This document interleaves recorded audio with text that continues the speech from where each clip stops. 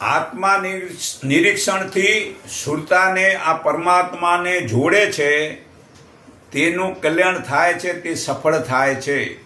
તો રાત્રે સૂતી વખતે દરરોજ પોતાના ગુરુ, માતા પિતા, ભાઈઓ, સગાવાલા અને ઈશ્વર આગળ શાંત એકાંતમાં બેસી અને આ પરીક્ષણ કરો કે મેં દિવસમાં કર્મના જે વ્યવહારો, જે મનથી, વાણીથી કે શરીરથી કરેલા કર્મો વડે વિચારવાનું નિરીક્ષણ કરવું કે મારા વડે કોઈને દુઃખ તો થયો નથી ને, કોઈની સાથે વેર ઈર્ષા તો થયો નથી ને, મારામાં હજુ કેટલી ખામી છે, મેં શું ભૂલ કરી છે, વળી તેમજ જે કર્મ પહેલાં કરવાનું હતું તે મેં કર્યું જ નથી, અને જે કર્મ પહેલાં નહોતું કરવાનું તે કરી નાખ્યું.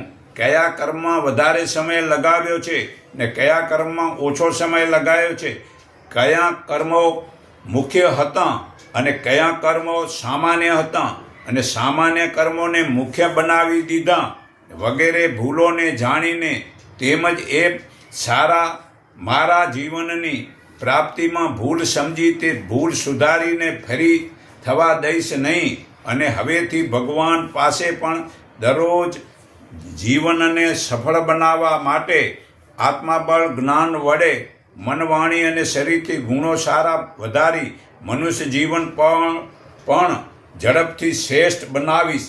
તો આ 5 વર્ષથી પ્રભુનું ધ્યાન કરવું જોઈએ, અને 51 વર્ષ પછી કોઈ પણ રમતમાં સમય ન બગાડવો, પરંતુ પરોપકાર વધુ સમય લગાવવો, વધુ સુરતાને પરમાત્મામાં જોડો, સમાજના ખોટા રિવાજ દૂર કરો અને ધર્મનું કામ વધુ કરો.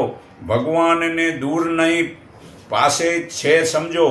ધન નીતિનું કમાવું, પરમાત્માનો પ્રચાર કરવો, સુરતાને આંખોની વચ્ચે નાકના ઉપર ભાગમાં રાખો, પછી સુરતાને નાભીમાં લઈ જાઓ, ત્યાં અમૃતનો ખજાનો ભરેલો છે, તે પ્રાપ્ત કરો. તો આજ્ઞા ચક્રમાં આ ત્રીજી આંખ વડે ઓજસ અને આભા મંડળ વધારો, તે હાલમાં કામ આવશે, એ મૃત્યુ પછી કામ આવશે. તે ભેળું ચાલે તેવું ભેગું કરો, તો ભગવાનનો પ્રચાર કરો, તો ભગવાન તે આખી પૃથ્વીમાં પહેલા નંબર પ્રિય બને છે. તો પહેલા નંબર પ્રિય બનવા માટે પ્રચાર કરો અને આ સુરતાને પરમાત્મામાં પરાવો.